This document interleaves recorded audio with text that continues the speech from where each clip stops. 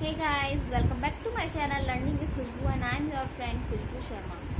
So guys, जैसे कि आपको पता है कि हमारी ऑल टीचिंग एग्ज़ाम को टारगेट करते हुए सीरीज़ चल रही है, जिसमें मैंने आपको वेडनेसडे में 20 के अराउंड क्वेश्चन करा दिए थे साइकोलॉजी के, जो प्रीवियस ईयर पेपर्स से रिलेटेड ही थे, क्योंकि मैं आपको इसमें practice papers and previous year papers करा रही हूँ साइकोलॉजी के। वो भी हिंदी सीरीज स्टार्ट कर रखी है, क्योंकि हिंदी इज़ हाई डिमांड पे चल रही है हमारी कि हिंदी में ही आप कराएं। ठीक है, तो अगर उसमें कुछ ना समझ में आया हो तो प्लीज़ कमेंट करके ज़रूर बताइएगा। अगर जिसने नहीं देखी है वो वीडियो तो आई बटन पे आपको लिंक मिल जाएगा, ऊपर देख लीजिएगा, उस वीडियो को भी पूरा देख लीजिएगा। और आज मैं वहीं वो 30 क्वेश्चंस और लेके आई हूँ इसी से रिलेटेड। तो चलिए अब उनको देखते हैं और बताइएगा आपकी कैसी तैयारी चल रही है। और गाइज़, मैं आपसे आज ये भी शेयर करने आई हूँ कि मेरे काफ़ी सारे मेरे से जो इंस्टा पर मेरे फ्रेंड्स जुड़े हैं, तो उनकी कोई प्रॉब्लम है। कई लोग हैं जिन्होंने प्रिपरेशन नहीं कर रखी है सीटेट की, तो उन्होंने मुझसे बोला है कि नोट्स के लिए। तो अगर आप में भी कोई है जिसकी प्रिपरेशन बिल्कुल भी नहीं हो रखी है, जो या फिर कोई सीटेट देना चाह रहा है, तो अगर आपको भी नोट्स चाहिए, मैं हैंड रिटन नोट्स प्रिपेयर कर रही हूँ। अगर आपको भी लेने हैं, परचेज़ करने हैं, तो प्लीज़ कमेंट कीजिएगा या फिर मेरी इंस्टा आईडी पे जुड़ जाइएगा। लर्निंग विद खुशबू के नाम से मेरी इंस्टा आईडी है, मैं आपको शेयर कर दूंगी टेलीग्राम पे।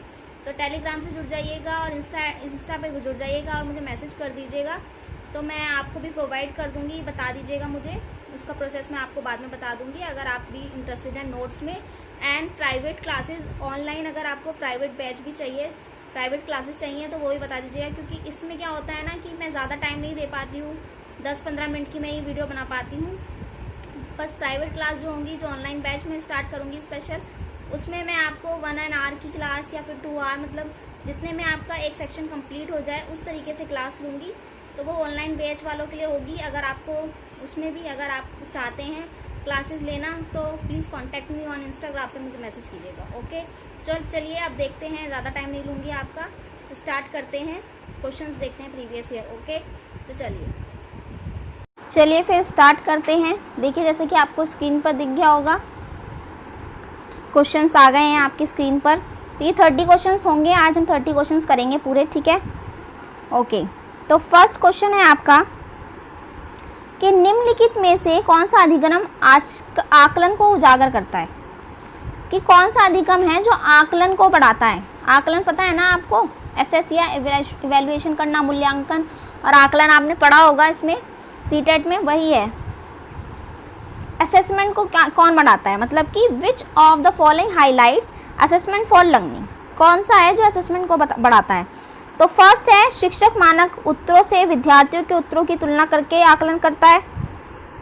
तो ये होना चाहिए, मतलब कि शिक्षक के जो उत्तर हैं, विद्यार्थियों के जो उत्तर है, उनको तुलना करके आकलन करना।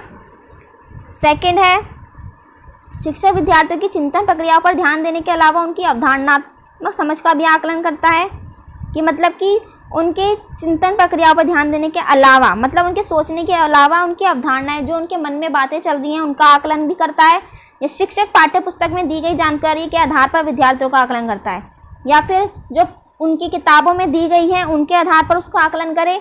या शिक्षक किसी विद्यार्थी के निष्पादन का आकलन दूसरों के निष्पादन की तुलना में करता है, मतलब कि उनके दूसरे साथियों ने कैसे काम किया है उसको बेस बनाकर उनका आकलन करें। तो बताइए which is the right answer, कौन सा होगा राइट आंसर।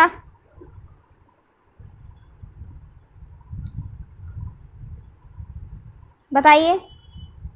तो the right answer is second इसका राइट आंसर होगा। शिक्षक विद्यार्थियों की चिंतन प्रक्रियाओं पर ध्यान देने के अलावा उनकी अवधारणात्मक समझ का भी आकलन करें, मतलब उनके सोच समझ, कॉग्निटिव को भी ध्यान में रखिए, उनके समझ को भी ध्यान में रखिए, बट अवधारणाएं जो उसके मन में चल रहा है, मतलब कॉन्सेप्चुअलाइजेशन अंडरस्टैंडिंग भी हो, और beside focusing on the process of thinking, उसकी जो थिंकिंग है उस पर भी फोकस करें, वैसी असेसमेंट करनी चाहिए। ठीक है, तो इसका क्या आंसर होगा, सेकंड। देन आपका आता है सेकंड क्वेश्चन है, बाल केंद्रित शिक्षा शास्त्र का अर्थ है क्या होगा। चाइल्ड सेंटर पेडागोजी का मीन्स क्या होगा। बच्चों के अनुभवों और उनकी आवाज को प्रमुखता देना, निर्धारित सूचना का अनुसरण करने में बच्चों को समझ बनाना, शिक्षक द्वारा बच्चे को आदेश देना कि क्या किया जाना चाहिए, या कक्षा में सारी बातें सीखने के लिए शिक्षक को आगे आगे होना। बताइए तो क्या होगा इसमें। क्या है चाइल्ड सेंटर पेडागोजी मीन्स? बच्चों के अनुभवों और उनकी आवाज को प्रमुखता देना, ठीक है, कि giving primacy to children's experience and their voices. Okay, देखिए मैं हिंदी में पढ़ा रही हूँ और मैं इंग्लिश में भी आपको बोल रही हूँ, क्योंकि कुछ इंग्लिश वाले भी होंगे जिनको नहीं समझ में आता है, तो इंग्लिश में ही मैं आपको समझा रही हूँ। बट ये मेन फोकस मैंने हिंदी पे करा है, क्योंकि काफ़ी बच्चे हैं जो हिंदी की हमेशा, क्योंकि इंग्लिश की क्लासेस अधिकतर लोगों को मिल जाती है पर हिंदी का नहीं हो पाता है। ओके, बट अगर कोई हैं जो हिंदी में इंग्लिश में भी चाहते हैं तो मुझे बताइएगा, तो फिर मैं बायलिंगुअल यूज़ करूँगी फिर। ओके, देन आता है थर्ड क्वेश्चन, निम्नलिखित में से कौन सा कथन भाषा और विचार के बारे में पियाजे और वाइगोत्स्की के दृष्टिकोण का सही वर्णन करता है? मतलब कि जो वाइगोत्स्की और पियाजे हैं उनके थॉट्स को सही वो बताता है। बताइए, पियाजे के अनुसार पहले विचार जन्म लेता है और वाइगोत्स्की के अनुसार भाषा का विचार पर भारी प्रभाव पड़ता है।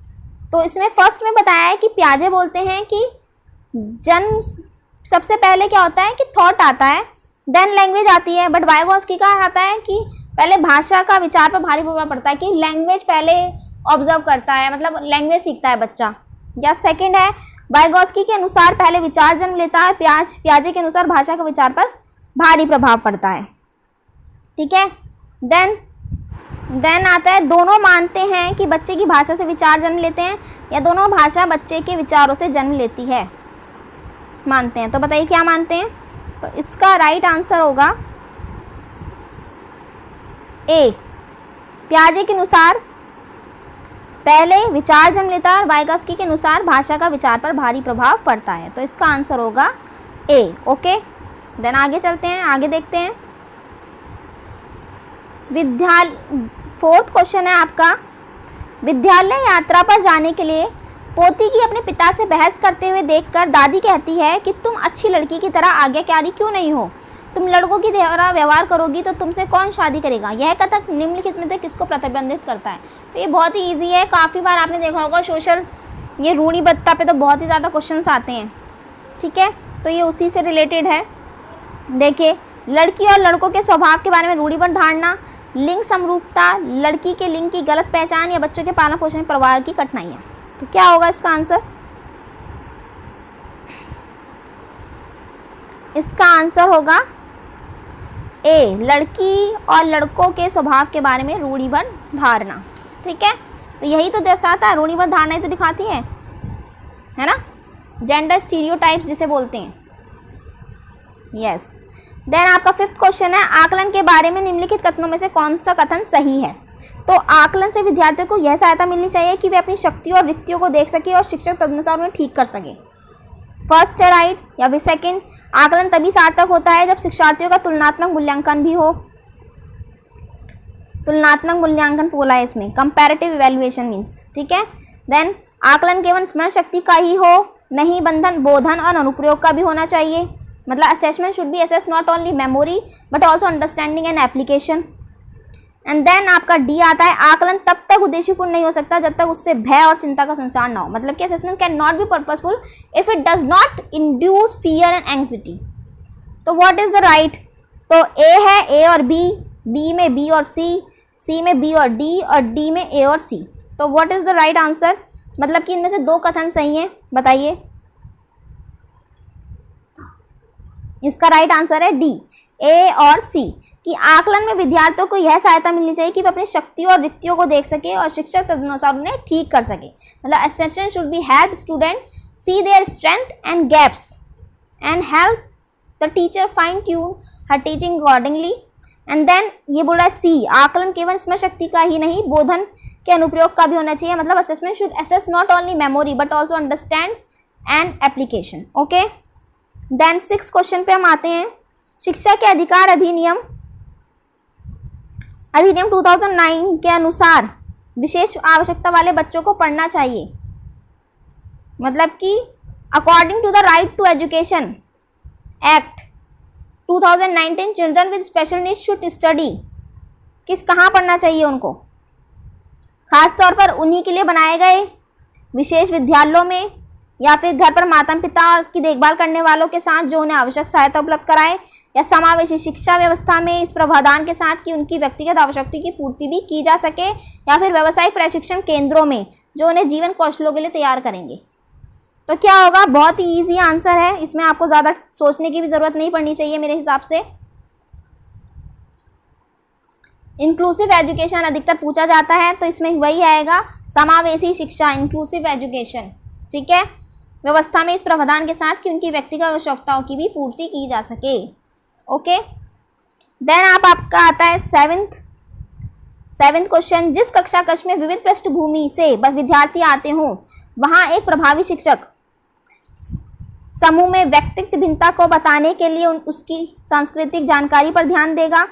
वंचित पृष्ठभूमि के विद्यार्थियों के कठिन परिश्रम करने के लिए ताकि वे अपने साथियों के बराबर पहुंच सके, या सांस्कृतिक जानकारी को अनदेखी करेगा और एक सर्वमान्य तरीके से अपने सभी विद्यार्थियों के साथ एक साथ व्यवहार करेगा। समान आर्थिक पृष्ठभूमि के विद्यार्थियों का समूह बनाएगा और एक साथ रखेगा। बताइए क्या आंसर, कौन सा आंसर सही होगा? देखो इसमें बहुत ही ज़्यादा कन्फ्यूज़न रहता है। फर्स्ट मुझे भी बहुत कन्फ्यूज़न था, बट जब मैंने देखा कि सीटेट में जो आंसर दे रखा है वो अलग दे रखा है, तो इसलिए अब उसी पे से हमें जाना पड़ेगा, वरना इसमें कन्फ्यूज़न जो होती है वो होती है सी में एंड ए में। ठीक है, इन दोनों में कन्फ्यूज़न रहती है। ज़्यादातर लोग सी जवाब देकर आ जाते हैं कि सांस्कृतिक जानकारी को अनदेखी करेगा और एक सर्वमान्य तरीके से अपने सभी विद्यार्थियों के साथ व्यवहार करेगा।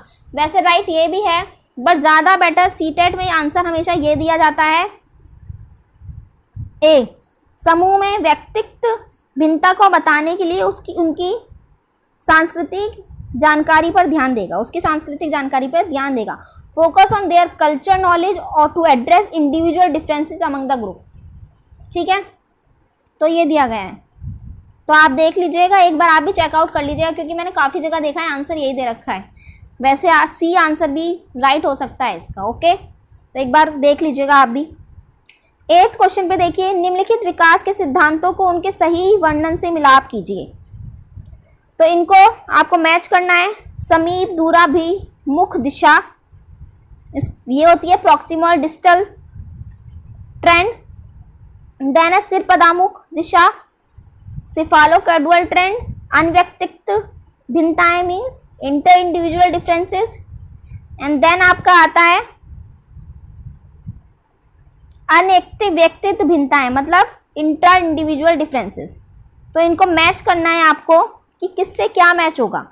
अब देखिए, जैसे कि ये है समीप दूराभिमुख दिशा, प्रॉक्सिमल डिस्टल ट्रेंड, तो ये आपने पढ़ी होगी, इससे रिलेटेड क्वेश्चंस भी आते हैं कि प्रॉक्सिमल डिस्टेंस ट्रेंड क्या होता है, मतलब कि समीप दूराभिमुख दिशा, विभिन्न बच्चे भिन्न भिन्न दर से बढ़ते हैं। ये सिर से पैर का क्रम, किसी अकेले बच्चे में विकास की दर विकास के एक क्षेत्र के अपेक्षा दूसरी भिन्न हो सकती है, या फिर शरीर के केंद्र में बाहर की ओर, सरल व जटिल और वृद्धि। बताइए,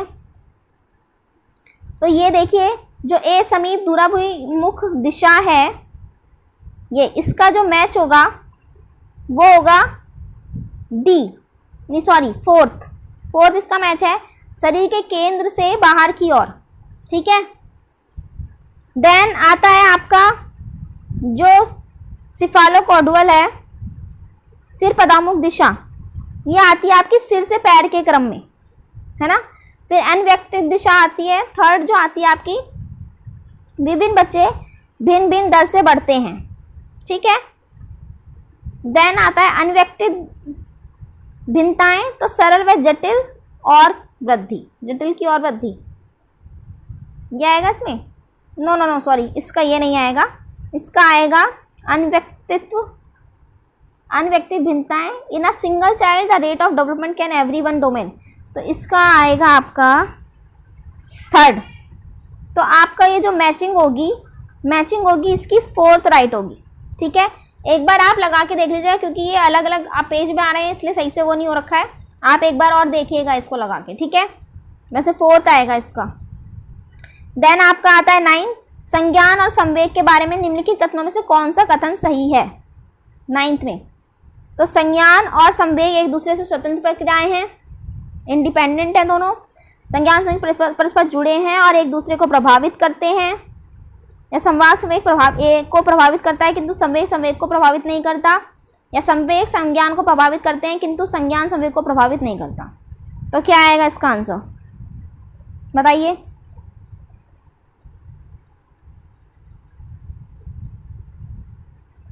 इसमें आएगा संज्ञान और संवेग परस्पर जुड़े हैं और एक दूसरे को प्रभावित करते हैं, ठीक है।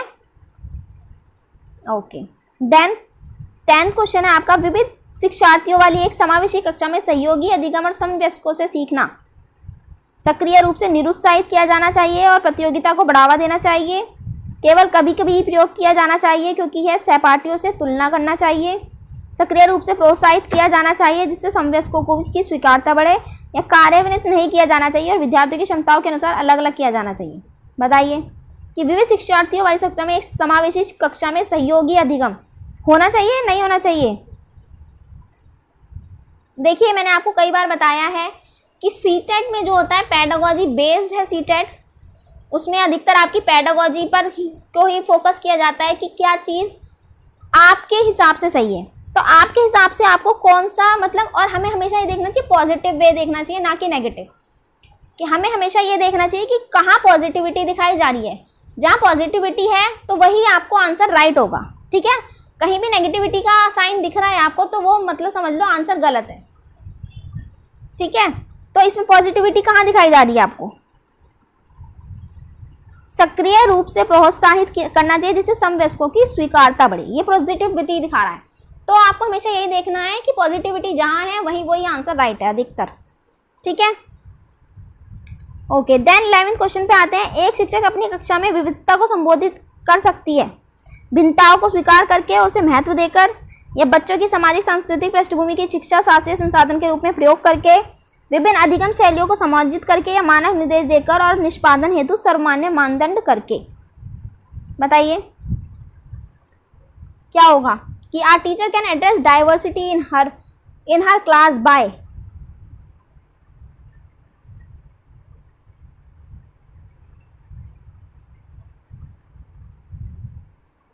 बताइए क्या राइट आंसर होगा इसका।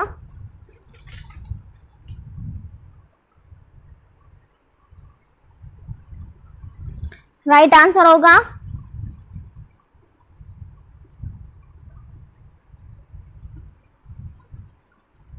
बच्चों की सामाजिक संस्कृति पृष्ठभूमि का शिक्षा शास्त्रीय संसाधन के रूप में प्रयोग करके। ओके, तो ये इसका राइट आंसर होगा। देन आता है आपका क्वेश्चन नंबर 12। कोई शिक्षिका अपनी कक्षा में फर्नीचर की तीखी धार वाले किनारों को रुई से ढका रखने क्यों कहती है, और छुआ तथा अनुभव करो वाले सूचना पट्टी का उपयोग करने को कहती है। यह किस वर्ग के विशेष शिक्षार्थियों की आवश्यकता पूर्ति करने का प्रयास कर रही है। तो देखिए ये तो आपको क्वेश्चन पढ़ते ही समझ जाना चाहिए। जब वो छूने के लिए, छू कर महसूस करने के लिए बोल रही है तो किस तरीके की बच्चे के लिए बोल रही होगी, किस टाइप की, वो कौन सी शिक्षार्थी की आवश्यकता की पूर्ति कर रही है। श्रवण विकलांग शिक्षार्थी की, दृष्टि विकलांग शिक्षार्थी की, सीख ना सकने वाले शिक्षार्थी की, सामाजिक रूप से वंचित शिक्षार्थी की। तो बताइए छूने के लिए किसके लिए वो यूज करेंगी वो ये वर्ड, दृष्टि विकलांग शिक्षार्थी की, ठीक है। ओके चलिए 13 क्वेश्चन है आपका। प्रतिभाशाली बच्चों के लिए सबसे अच्छे शिक्षक कार्यक्रम वे होते हैं जो प्रत्यस्मरण के द्वारा ज्ञान को प्रवीणता पर बल दें, उन्हें अधिगम के न्यूनतम मानकों तक काम करने के प्रेरित करने के लिए उपहारों और पुरस्कारों का प्रयोग करते हैं, या उनके चिंतन को प्रेरित कर उन्हें विविध विचारों को व्यस्त रहने के अवसर दें, या फिर उनके आक्रामक व्यवहार को नियंत्रित करते हैं। प्रतिभाशाली बच्चों के लिए सबसे अच्छा शिक्षक कार्यक्रम क्या होगा। प्रतिभाशाली बच्चे के लिए पूछा जा रहा है यहाँ पे। प्रतिभाशाली बच्चे किन्हें कहते हैं? प्रतिभाशाली बच्चे gifted children are best created to the educational program that, उनके चिंतन को प्रेरित कर उन्हें विविध विचारों को व्यस्त रहने के अवसर देते हैं। आंसर आएगा C. Okay, C is the right answer. Then 14 पे आ जाइए। विद्यालयों के विद्यार्थियों की असफलता के बारे में निम्नलिखित में से कौन सा कथन सही है? बताइए। विशेष जनजातियों और समुदायों में संबंधित विद्यार्थी कैसे असफल होते हैं? क्योंकि उसमें योग्यता नहीं होती। देखिए मैंने आपको बताया ना कि कैसे हम इन एंड आउट कर सकते हैं। जहाँ नेगेटिव पॉइंट दिख रहा है उसे तो हम आउट पहले ही कर देंगे। तो देखिए ये नेगेटिव है तो इसलिए ये तो आएगा नहीं। विद्यार्थी विद्यालय में असफल होते हैं क्योंकि उन्हें अधिगम के लिए उपयुक्त पुरस्कार नहीं दिए जाते। अब इसमें रिवॉर्ड आ रहा है तो ये भी नहीं आएगा। इस तरीके से आपको ना कट करना आना चाहिए। क्वेश्चंस को आप कैसे कट कर सकते हैं, उसी से ही आपका आंसर निकल के आ जाएगा। देन सी है, विद्यार्थी असफल होते हैं क्योंकि शिक्षण उस तरीके से नहीं किया जाता जो उनके लिए सार्थक हो। ठीक है, ये भी हो सकता है ना, एक पॉइंट ये हो सकता है। डी, विद्यार्थी असफल होते हैं क्योंकि विद्यालय व्यवस्था प्रत्येक विद्यार्थी की आवश्यकता और अभिरुचियों को ध्यान नहीं रखती। तो ये भी हमें कुछ राइट सा लग रहा है। तो आपको देखिए इसमें दो ऑप्शन चुनने को दिए हैं, तो सी देखो, ए और बी तो हमें गलत लग रहे हैं, तो जहाँ ए और बी है वो तो वैसे ही कट हो जाएगा, जहाँ बी है वो वैसे ही कट हो जाएगा, डी भी वो कट हो जाएगा। तो आंसर कौन सा होगा? बी। सी और D is the right answer. ठीक है, मैं आपको बता देती हूँ कौन सा राइट आंसर होगा, सी और डी। ठीक है, ये दोनों राइट है। ठीक है, तो जैसे मैंने आपको बताया है ना कि कैसे कट करना है, उस तरीके से करके देखेंगे तो आपको पेडागोजी ईजी लगेगी। ठीक है, इस तरीके से आपको आना चाहिए। देन 15 को पे आ जाते हैं। जो विद्यार्थी एक ही अवतरण को पढ़ते हैं फिर भी इसके बिल्कुल भिन्न अर्थ लगाते हैं, इनके बारे में निम्नलिखित में से क्या सत्य है? मतलब कि दो बच्चे हैं समझ लीजिए, तो वो क्या है, एक ही चीज़ को पढ़ रहे हैं बट वो दोनों उनके हिसाब से वो अपने हिसाब से वो लगा रहे हैं, मतलब अनुमान अपने हिसाब से लगा रहे हैं। किसी चीज़ का अर्थ कैसा लगाते हैं, क्योंकि हर इंसान की अपनी अपनी एबिलिटी है, सोचने समझने की अलग अलग क्षमता है, तो वो किस तरीके से उसको यूज़ कर रहे हैं, तो अलग अलग यूज़ कर रहे हैं, वो अलग अलग सोच लगा रहे हैं एक ही चीज़ पर। तो बताइए इसमें क्या होता है? देखिए, तो इसमें निम्नलिखित में से क्या सत्य है? सत्य क्या है? संभव है, हो सकता है क्योंकि शिक्षक ने अवतरण को समझाया नहीं है, संभव नहीं है क्योंकि अवतरण को उसे दोबारा पढ़ना चाहिए, या फिर संभव है क्योंकि व्यक्ति के अधिगम को विविध कारण विभिन्न विधियों से प्रभावित करते हैं। तो देखिए सी मेरे को लग रहा है राइट।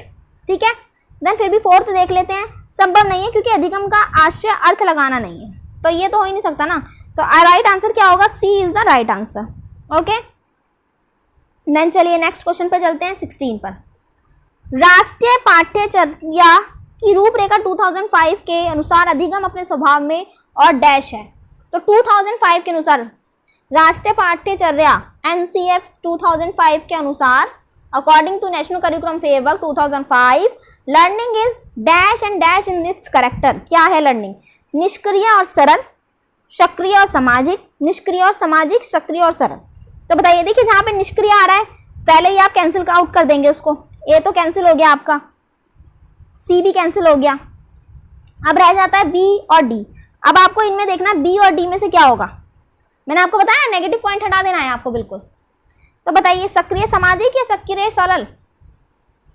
यस, सक्रिय एंड सामाजिक, एक्टिव एंड सोशल।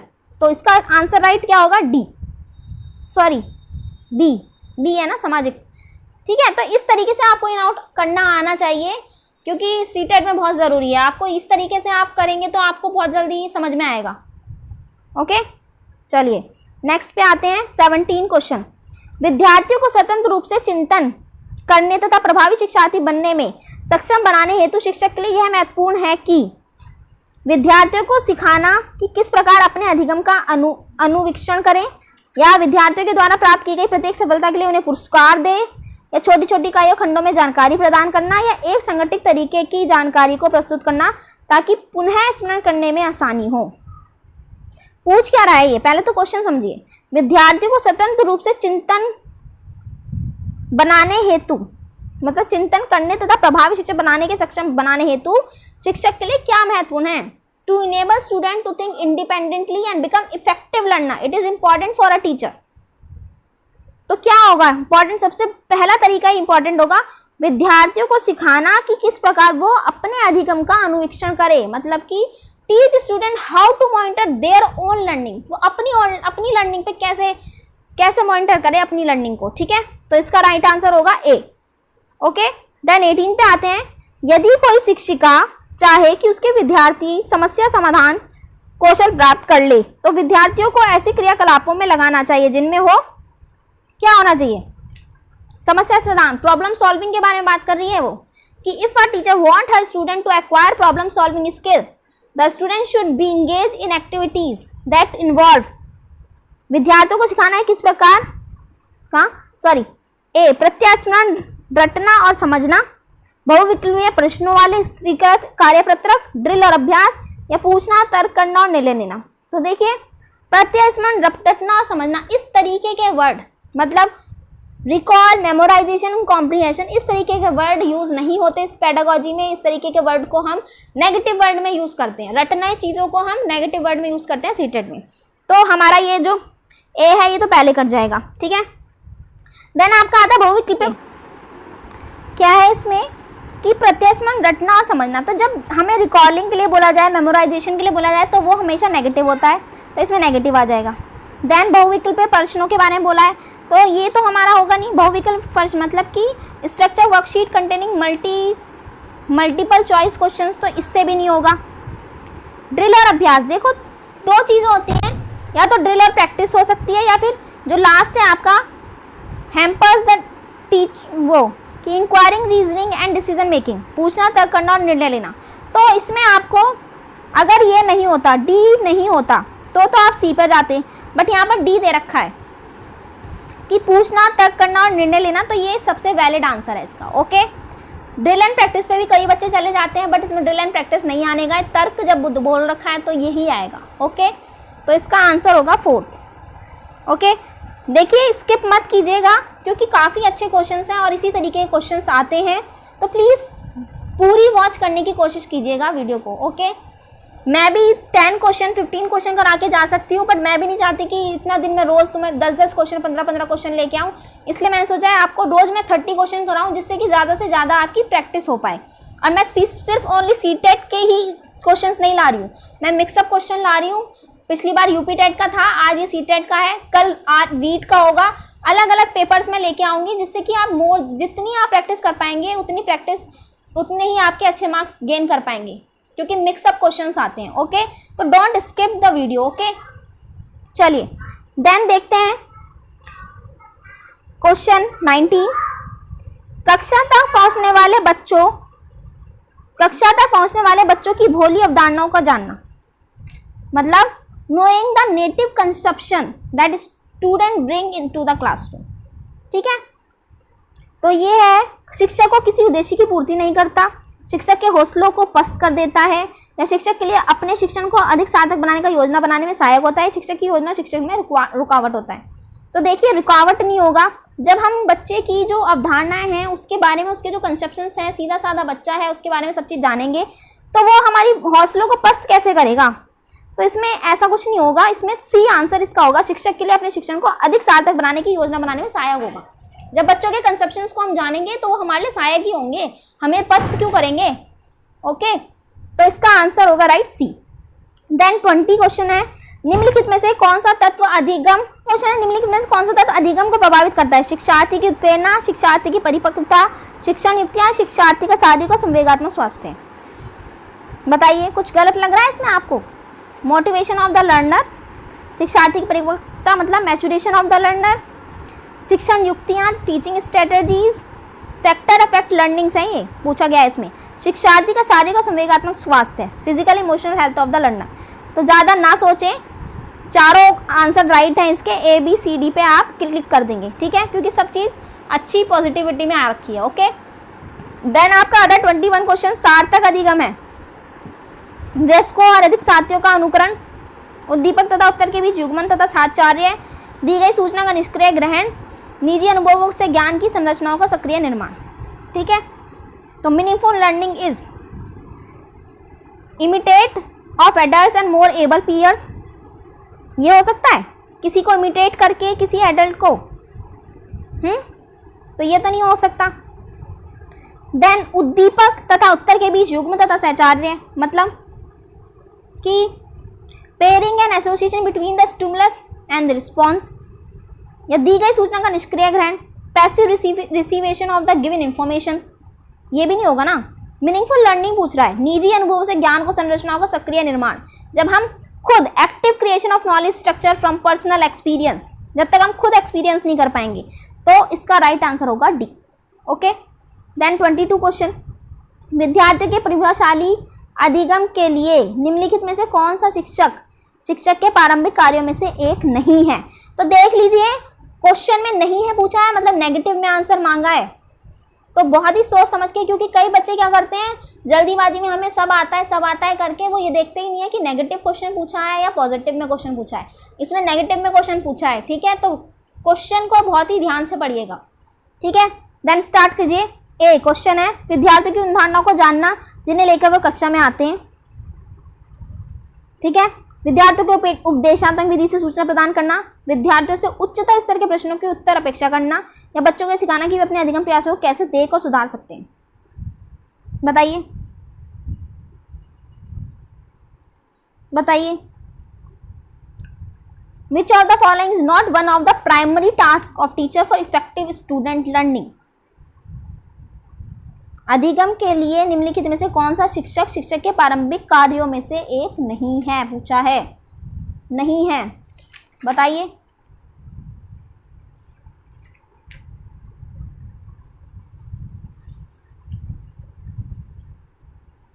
तो ये आंसर आएगा आपका बी, विद्यार्थियों के उपदेशात्मक विधि से सूचना प्रदान करना, मतलब कि didactic manner, transmitting information to the student in didactic manner, उपदेशात्मक उसमें, ठीक है। तो ये नहीं आएगा। देन आपका आता है 23 क्वेश्चन, विकास के सिद्धांतों के बारे में निम्नलिखित में से कौन सा कथन गलत है? विकास वंशानुगतता और वातावरण के बीच सतत अन्योन्याश्रय से होता है, या विकास परिपक्वन और अधिगम पर आधारित है। प्रत्येक बच्चा विकास के चरणों से गुजरता है, फिर भी बच्चों की व्यक्ति भिन्नताएं बहुत होती हैं। विकास एक परिमाणात्मक प्रक्रिया है जिसका ठीक मापन हो सकता है। इसमें भी गलत पूछा है, तो अब बताइए गलत क्या होगा?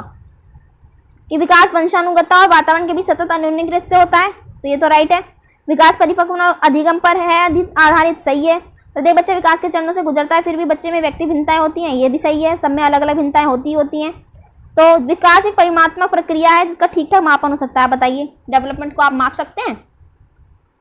विकास को मापा जा सकता है? तो नहीं है ना। तो development is a quantitative process which can be measured precisely, तो ये आपका गलत होगा आंसर, ठीक है। ये आपका फर्स्ट ही चैप्टर है ग्रोथ एंड डेवलपमेंट का, और कितनी बार आपने पढ़ा होगा। 24 क्वेश्चन है, डैश तथा डैश की विशिष्ट अनून्य क्रियाओं का परिणाम विकास के विविध मार्गों और निष्कर्षों के रूप में होता है। तो ये बताना है आपको। 24 क्वेश्चंस पे हम आ गए हैं कि the unique interaction of dash and dash can result the different paths and outcomes of development, ठीक है। अनोन्य क्रिया का परिणाम विकास के विविध मार्गों के निष्कर्ष के रूप में होता है। ये देखिए, वंशानुक्रम, पर्यावरण, चुनौतियां, सीमाएं, स्थिरता, परिवर्तन, खोज और पोषण। देखिए इस क्वेश्चन को तो देखते ही, मतलब आंसर्स को आपको जो ये क्लिक करने हैं उसको देखते ही आपको आंसर समझ में आ जाना चाहिए। ये चुनौतियां, सीमाएं हमने नहीं पढ़ा, स्थिरता, परिवर्तन नहीं हमने पढ़ा, खोज पोषण हमने नहीं पढ़ा, बट वंशानुक्रम और पर्यावरण हमने पढ़ा है। तो यही आएगा इसका। ईजी सा आंसर है, क्योंकि आपने सिलेबस, मेनली आपको सिलेबस पता होना चाहिए, आपने सिलेबस में क्या क्या पढ़ा है उसी के अकॉर्डिंग आपको आंसर लगाने होते हैं, ठीक है।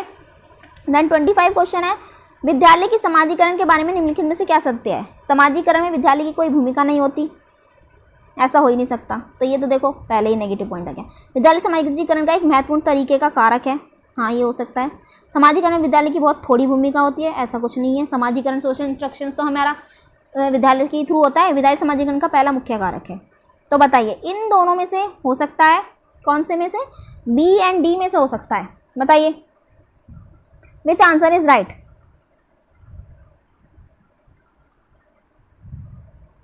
बी, विद्यालय समाजीकरण का एक महत्वपूर्ण तरीके का कारक है, मतलब school is an important agent of socialization, या विद्यालय समाजीकरण का पहला मुख्य कारक है, school is the first primary agent of socialization. बताइए। देखिए फर्स्ट तो आएगा नहीं, तो इसलिए इसका आंसर जो होगा डायरेक्ट बी लगा दीजिए आप, ओके, बिना सोचे समझे। देन 26 क्वेश्चन है आपका, जीन पियाजे के संज्ञानात्मक विकास के 5 स्पष्ट चरण प्रस्तावित किए हैं। पियाजे का तर्क है कि संज्ञानात्मक विकास चरणों में आगे बढ़ने की अपेक्षा निरंतर होता है। पियाजे पढ़ा होगा, पियाजे बहुत ही इंपॉर्टेंट है, प्लीज़ अगर नहीं पढ़ा है तो प्लीज़ समझिए। इसका ए है, पियाजे का तर्क है कि संज्ञानात्मक विकास चरणों में आगे बढ़ने की अपेक्षा निरंतर होता है। यह बच्चों में सांस्कृतिक आधार के अनुसार इन चरणों को आगे बढ़ने की अपेक्षा निरंतर होता है। किसी चरण को छोड़ा नहीं जा सकता क्योंकि ये चरण स्थिर हैं, या बच्चों के सांस्कृतिक आधार के अनुसार इन चरणों का क्रम बदला जा सकता है। बताइए पियाजे के अनुसार, जीन पियाजे के अनुसार। देखिए जीन पियाजे तो बहुत ही अच्छे से करना है, जीन पियाजे हो गया, वाइगोस्की हो गया, मतलब और कुछ बहुत मतलब है तो काफ़ी थ्योरिस्ट हैं। अगर आप चाहेंगे तो मैं उस पर वीडियो आपको प्रोवाइड कर दूंगी, कमेंट ज़रूर कीजिएगा क्योंकि मैं कमेंट पे बहुत जाती हूँ। अगर आप कमेंट करेंगे तो मैं आपको प्रोवाइड करूँगी ही करूँगी, ठीक है। क्वेश्चन है, which of the following statement is correct about Jean पियाजे थ्योरी कॉग्निटिव डेवलपमेंट? क्या करेक्ट है कि पियाजे का तर्क है कि संज्ञानात्मक विकास चरणों में आगे बढ़ने की अपेक्षा निरंतर होता है, या पियाजे में सांस्कृतिक आधार के अनुसार इन चरणों को आगे बढ़ने की अपेक्षा निरंतर होता है?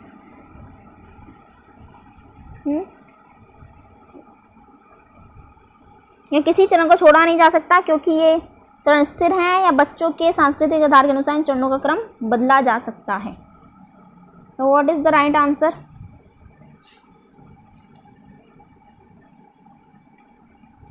तो राइट आंसर इसका होगा बी, कि बच्चों में सांस्कृतिक अधिकार के अनुसार इन चरणों को आगे बढ़ने की अपेक्षा निरंतर होते हैं।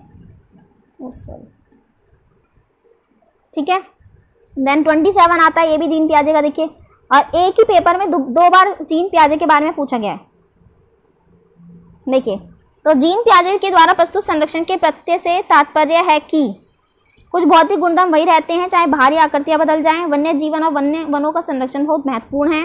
परिकल्पना और विविध परीक्षण से सही निष्कर्ष पर पहुंचा जा सकता है, या दूसरे के परिदृश्य को ध्यान में रखना एक महत्वपूर्ण संज्ञानात्मक क्षमता है। बताइए, जीन पियाजे के द्वारा प्रस्तुत संरक्षण के प्रत्यय से तात्पर्य है कि the concept of conservation as propose by Jean पियाजे मीन्स दैट। तो इसका आंसर होगा ए, कुछ भौतिक धर्म वही रहते हैं चाहे बाहरी आकृतियां बदल जाएं। Certain physical properties remain the same even when outward appearance change. Okay, then है 28 क्वेश्चन, हार्वर्ड गार्डनर की बहुबुद्धि सिद्धांत के अनुसार निम्नलिखित का मिलान कीजिए। तो गार्डनर की बहुबुद्धि सिद्धांत तो पढ़ लीजिएगा, कितनी दी है गार्डनर ने बहुबुद्धि सिद्धांत? आप बोलेंगे तो मैं इस पे वीडियो बना दूंगी, बता दीजिएगा हार्वर्ड गार्डनर के बारे में अगर आपको पढ़ना है तो। ओके, तो ये बुद्धि के प्रकार दिए गए हैं, संगीतात्मक, भौतिक, अनवैयक्तिक, स्थानिक, ABCD एंड आंसर्स वो दिए गए हैं आपको। चिकित्सक, कवि, खिलाड़ी, मूर्तिकार, वायलिन वादक, फोर्थ। ठीक है, तो संगीतात्मक क्या होगा? आप सीधे मिला लें, वायलिन वादक ही होगा। ठीक है, और भौतिक लिंग्विस्टिक क्या होगा? पोएट होगा, कवि होगा, डायरेक्ट इस पे लगा दीजिए। अनवैयक्तिक इंटरपर्सनल, तो इंटरपर्सनल कौन करेगा काम? चिकित्सक होगा, थेरेपिस्ट। स्थानिक में कौन आएगा? मूर्तिकार, स्कल्पचर। ठीक है, तो ये आएगा स्कल्पचर। तो ऐसे ये बन जाएगा। तो आप देख लीजिए which is the right answer. तो राइट आंसर इसका होगा 3। Okay, 3 is the right answer. ठीक है, देन ली वाइगोस्की के अनुसार, अकॉर्डिंग टू ली वाइगोस्की, भाषिक विकास मानव चिंतन के स्वभाव को बदल देता है। मतलब कि language development change the nature of human thoughts. वयस्कों और साथियों, ये इससे अनोन्य क्रिया करने के भाषा के विकास में कोई प्रभाव नहीं पड़ता। Interaction with adults and peers does not influence language development. भाषिक विकास में संस्कृति की भूमिका बहुत कम होती है। Culture plays a very small role in language development. बच्चे भाषा अर्जन की एक युक्ति से कोई भाषा सीखते हैं। Children learn language through a language acquisition device. तो what is the right answer? तो इसका राइट आंसर होगा language development change the nature of human thought. भाषिक विकास मानव चिंतन के स्वभाव को बदल देता है। ए राइट आंसर है। ठीक है, अब ये आपका लास्ट क्वेश्चन है 30, और इसका आंसर मुझे आप कमेंट करेंगे, मैं नहीं बताऊंगी। क्वेश्चन पढ़ लीजिए। लॉरेंस कोहलबर्ग के नैतिक तर्क के सिद्धांत की अनेक बातों की आलोचना की जाती है। इस आलोचना के संदर्भ में निम्नलिखित में से कौन सा कथन सही है? ठीक है, तो बहुत ही ईजी क्वेश्चन है, इसलिए आप इसका आंसर देंगे, कमेंट कीजिएगा। अपनी सैद्धांतिक रूपरेखा पर पहुंचने के लिए कोहलबर्ग ने पियाजे के सिद्धांतों को दोहराया। कोहलबर्ग के नैतिक तर्क के प्रत्येक सोपान के लिए विशेष उत्तर दिया है। कोहलबर्ग नैतिक तर्क के प्रत्येक सोपान के लिए विशेष उत्तर नहीं दिया है। कोहलबर्ग ने अपने अध्ययन को मूलतः पुरुषों के नमूनों पर आधारित रखा है। तो बताइएगा कौन सा राइट आंसर है? प्लीज़ कमेंट बॉक्स में कमेंट जरूर कीजिएगा, तभी मुझे समझ में आएगा कि आपने पूरी क्लास देखी है और आपको कुछ समझ में आया है। अगर आप पूरी क्लास से ऐसे ही जुड़े रहेंगे तो आपको बहुत सी चीज़ें हैं जो मैं इसमें समझा दूंगी। क्वेश्चन के थ्रू ही मैं चाह रही हूँ कि आपको बहुत सी चीज़ें समझा दी जाएँ। ओके, और अगर आपको देखिए आज आपने देखा होगा पियाजे, वाइगोस्की, कोहलबर्ग एंड एक और था ना गार्डनर, हार्वर्ड गार्डनर की थ्योरी से रिलेटेड इसमें क्वेश्चंस पूछे गए हैं। तो अगर आपको इन थ्योरीज के बारे में भी कुछ पढ़ना है तो प्लीज़ कमेंट कीजिएगा, मैं आपको थ्योरीज भी पढ़ा दूंगी। ओके, तो चलिए आज की वीडियो में इतना ही। अगर अभी तक सब्सक्राइब नहीं किया है चैनल तो प्लीज़ चैनल को सब्सक्राइब कीजिए, लर्निंग विद खुशबू को, and please press the bell icon for more notification. Thank you.